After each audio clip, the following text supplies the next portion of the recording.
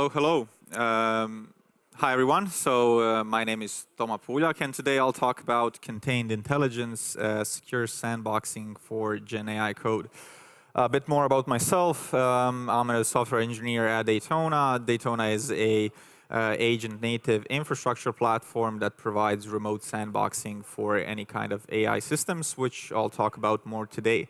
As the host mentioned, I started my career about 8 years ago at a robotic chef company, and now I'm just a regular software engineer. So when I talk about Gen AI code in this talk, I mean code generated by an AI agent. And what even is an AI agent? Well, at its core, an AI agent is nothing special. It's a application that talks to a large language model or LLM, and then that application or agent serves some sort of user. I'm sure most of you here already use an AI agent like ChatGPT, Claude, Cursor as an ID. Those are all AI agents, and I'm sure everyone at this conference used them in the past. And these large language models are very good at handling text prompts. So, for example, generate a haiku poem about the InfoBib Shift conference.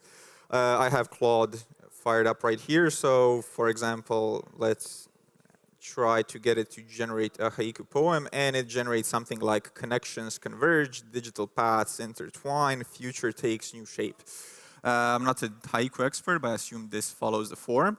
And what's interesting, if I paste the exact same prompt again, it will most probably give me a different answer, right? So it's tech minds gather close, innovation sparks and flows, conversation shifts. And the reason for that is that these large language models are made to be probabilistic. They're made to generate different answers based on the exact same prompt. Why? Because it's more conversational, it's more natural, it's how us humans talk, and they're made to mimic this behavior. What about a different prompt, like generate a Python function that takes 4 numbers and multiplies them? So let's try that one out. And then Claude will generate a Python function. You don't really have to be a Python expert to understand this one. Just take 4 arguments and multiply them, return the result. And why are large language models great at writing code? Because code is nothing more than a language. It's just some strings and bytes, and it's basically a language in and of itself, and that's why these large language models are very good at writing code. But what happens if we give it a more complicated prompt? For example, what's the square root of some 2 very large integers? Or what's the exact SHA hash of some random string? What will the model do now? So if we take the SHA example and give it to Claude, Claude will try to deduce the result. It will actually write some code to calculate the result, and it will spit out some hash. And then you can see how it goes. It tries to figure out the hash. Then it says, oh, this is maybe incorrect. Let me try again. But the exact hash of this string is 8e 0e8a whatever. And as you can see, Claude failed to do this. And why? And how did Claude actually spit out any of these hashes? Because Claude was trained on the entire internet. On the entirety of the internet, there's probably some hashes there, and then he tried to deduce what's the hash based on the input string, but without actually running the SHA algorithm, it couldn't actually figure out what's the result. So these types of prompts are a problem for LLMs, and they're expected to be a problem because this is going one step beyond just natural language. And to, let's say, to fix this, we'll introduce a concept of tools into these AI agents. And tools are a way for the agent to interact with something else other than just the large language model. If we were to take the prompt for like the square root of 2 very large integers, the tool you would use and us humans would use is a calculator, right? You would go on your phone, you would input the equation, you would get the result of the equation. And tooling is not just about finding the right answer, it's also about being deterministic. As I showed before, if you put out the same prompt 2 times in the same chat, you will get a different result. But when you have an exact math equation, you expect the result to be exactly the same every time, because 2 plus 2 is always 4, right? But for LLMs, 2 plus 2 might be 8 tomorrow. It's also about speed. It's about, if you take a parallel on how us humans work, if you have a complicated math equation, it's much faster to just type in a few numbers in a calculator than to just go in your head and try to figure it out. For example, I don't know, 64 to the power of 3, everyone here would figure out the answer in probably like a minute, but it's just a few seconds in a calculator, and that speed is what's crucial when working with these agents. And lastly, something not a parallel to us humans, but the context window is something that's very precious when talking with these LLMs. The context window is basically a limit of how much context can fit into a single conversation with these LLMs. And I don't know about you, but it happened to me that if I kept talking in the same chat in ChatGPT, it would kind of hallucinate. It would start bringing up stuff that wasn't even mentioned in the chat before. And that's because there is a hard limit to the amount of context that you can fit in these LLMs. And if you offload a part of those parts of those contexts to external tools, you will save the window for something more valuable in the end. And how can we actually address this prompt as engineers? It's the easiest way is to just write some Python code and to execute it to determine the result. So another alternative would be just to run it in like SHA-SUM in Linux and get the output, but let's just focus on code for a sec. And what are the tools that these AI coding agents need to be able to actually figure out and to execute this code? If I go back to Claude and fill the prompt with write some Python code and execute it to determine the result, Claude will say I will write the Python code and execute it to determine the result. But again, the string is wrong because Claude can't execute the code, and it actually says in the note below, because as I said, it's just an LLM. It's just made to take text in and take text out.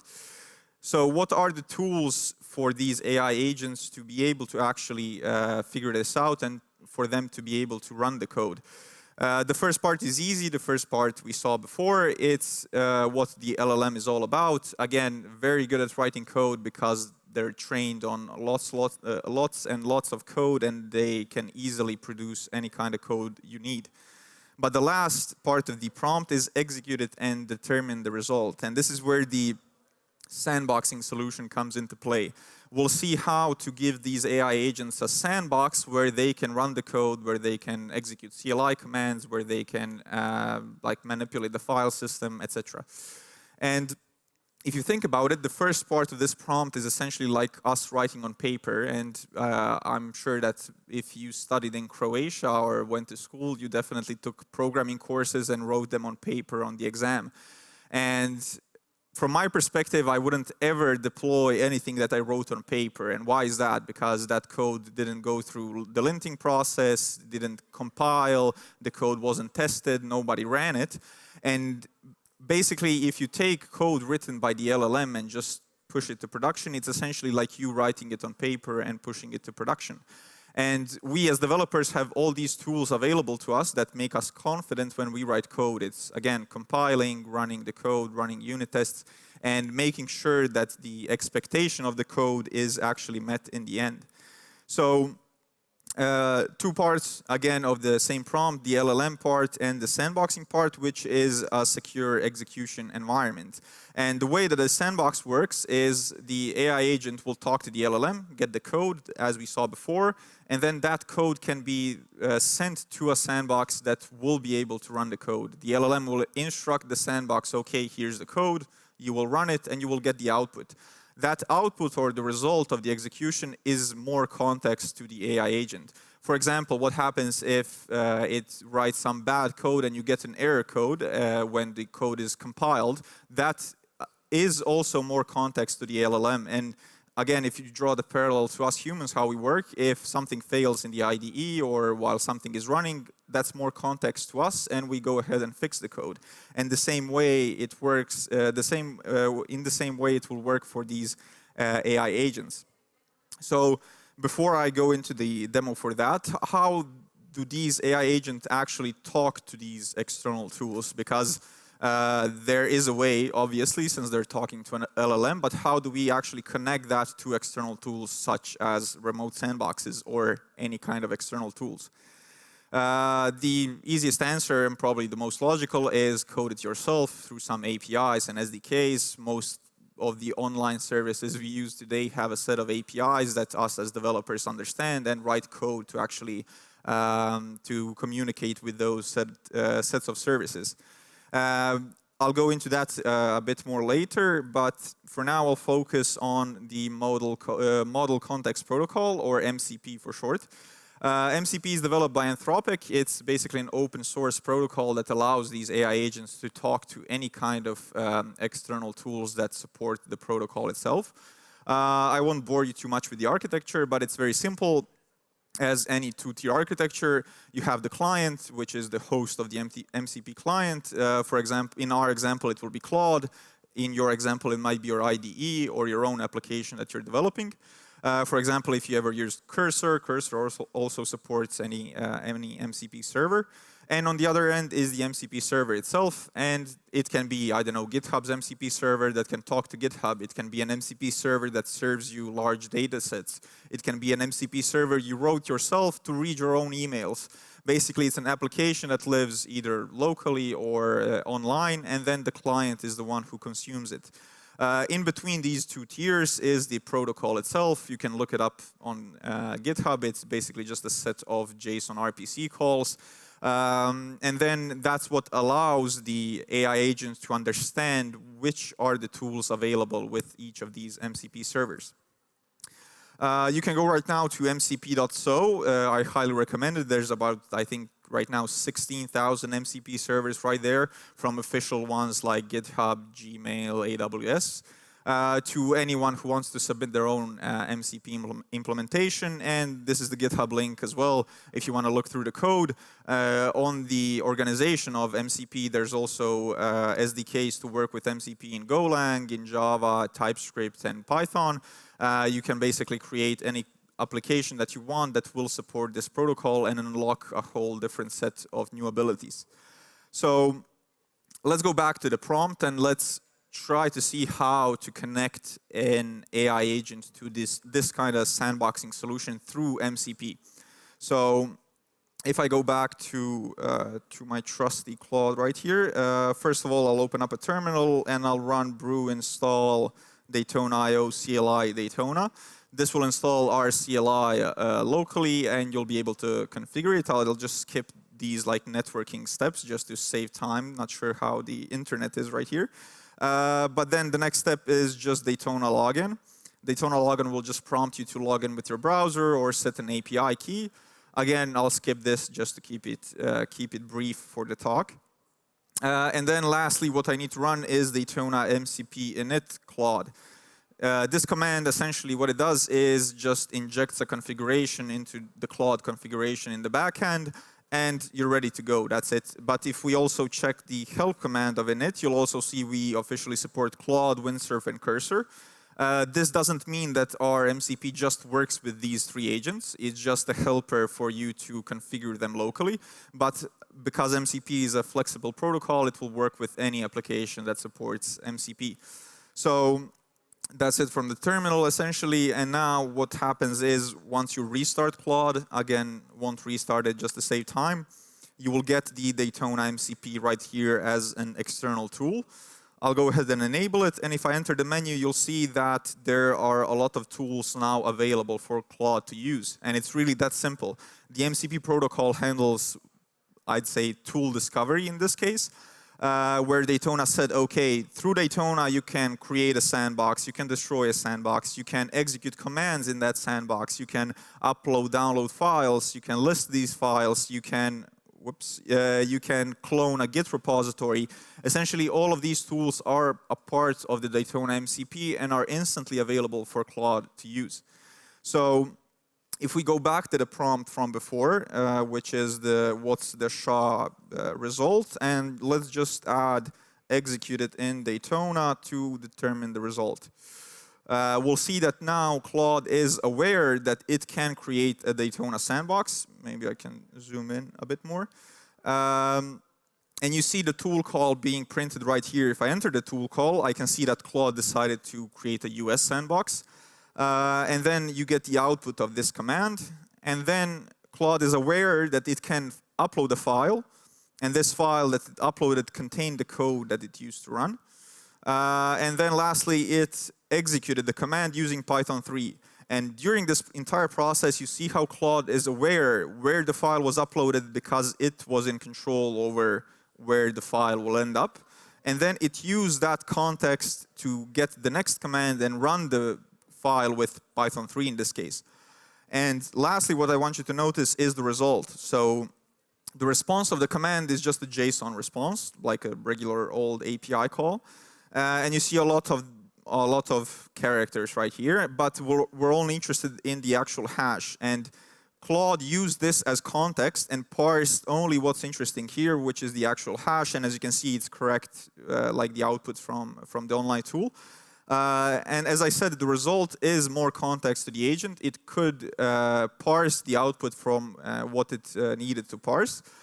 In the same scenario, for example, if this failed, you would get an exit code 1, and then Claude would just do another iteration to try to figure out what went wrong. Just a sec.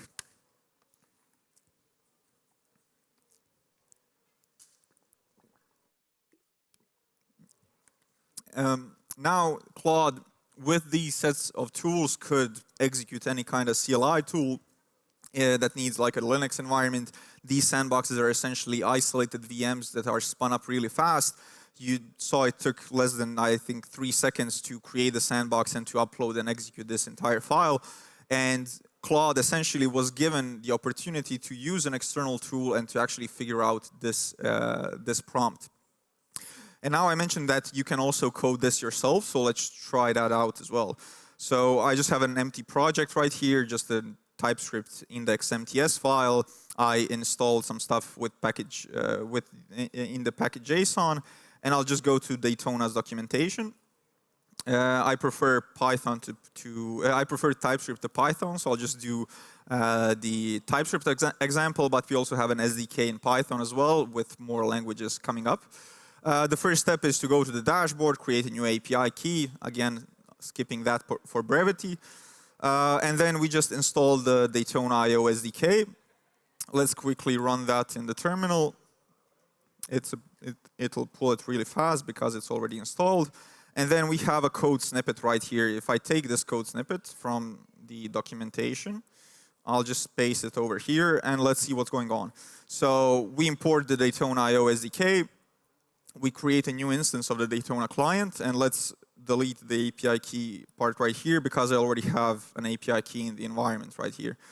And then it's just literally one line of code to create a remote sandbox, another one line of code to run some TypeScript code. And in this case, it's just console logging some stuff to the terminal. So let's run npx tsx index mts. And now it will create a Daytona sandbox, execute some TypeScript code right here, and delete the sandbox immediately. If we want to execute the code that Claude generated, we can go ahead and copy it right here. So let's copy the entirety of the code that Claude generated. Let's paste it right here. Paste. And let's change the language to Python in this instance. If I run the exact same command as before, it will now launch a sandbox, it will run the Python code, and it will get the output of hashing this random Daytona string or whatever. You saw how easy it is, and this sandbox doesn't only run code, you also have access to the entire file system of the sandbox. You can create folders, download, upload files, delete them, search in files, or you can use the Git API to add branches, check them out, commit, clone, etc. Essentially, everything is API and SDK based. And also, you can use the process APIs to create commands, run them, execute commands, stream log outputs, etc. Essentially, whatever you need can be done remotely through our SDK. Also, one thing that's interesting if I delete this right here, and let's just run this again, if I comment this out, I can go to the Daytona dashboard, and in the dashboard, I can just click the terminal icon right here. Okay, it's prompting me to log in. Let's do that. And it will launch a web terminal, which is a terminal inside a sandbox. And me as a human can then interact with the sandbox. There's also integrated SSH access. You can just connect with your SSH terminal or any SSH-enabled IDs like Cursor and VS Code. And also, one of my favorite features is port previewing. So if I go to this URL, and replace the port to port 8000, I will essentially get a preview of the running application inside the sandbox. And this is something that a lot of our clients use as well. So for example, one of our users called orchids.app, it's an app generation tool where I just said generate a landing page for an AI conference. And it generated a full application inside the Daytona sandbox that I can preview right here. I also have access to the entire file system of the sandbox, and then you can add a database, authentication, etc. And if you check out the actual preview, you can see that it's actually running in a Daytona sandbox. You can see right here that it's actually running in a Daytona sandbox. Other than running applications and running code, there's a lot of different use cases for this type of solution as well. So for example, you can run data analysis as well. A lot of our customers, they like to drop a large CSV file into a Daytona volume, mount that volume into multiple sandboxes, and then run a lot of different iterations for some data analysis pipelines. There's also opportunities for highly parallel isolated workflows, especially for reinforcement learning. So one of our biggest customers, they train their own highly specialized code generation models, and they use Daytona during the training process to create thousands of parallel sandboxes where they run very slight different iterations of the same code, and they then figure out which code is correct, which code can be compiled, which code gave the optimal output, and then that is used as a reward for the reinforcement learning process. These sandboxes, I also forgot to mention, fully support Docker. If you have an existing Docker image, you can use it to create a sandbox in a few seconds. It works with any language. I show TypeScript and Python. You can execute any kind of language in these sandboxes. It's a full operating system that also has VNC as well. I didn't have time to show that today. You can get a desktop view. You can drag a mouse in these sandboxes, essentially whatever you want. It's self-service or on-prem. I showed you the dashboard to our cloud, but you can also request an on-prem deployment of Daytona in full, and you can also run it locally. So you can just take our Docker Compose file, run it locally, and have Daytona running on your machine as well. It's human interactable. As I mentioned, you can access the terminal through SSH. You can connect a VS Code, for example. And of course, lastly, it's fully open source. You can go to our GitHub. You can contribute. You can take the code base and see where it fits. And last thing I want to mention before I close off, we're hiring for a bunch of roles in San Francisco and Croatia.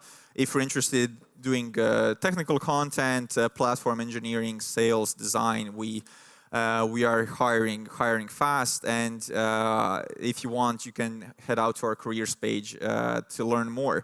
That's it. Thanks so much for joining. You can also get a free coupon for $100 on Daytona Cloud. Thanks so much. I'm open to any questions.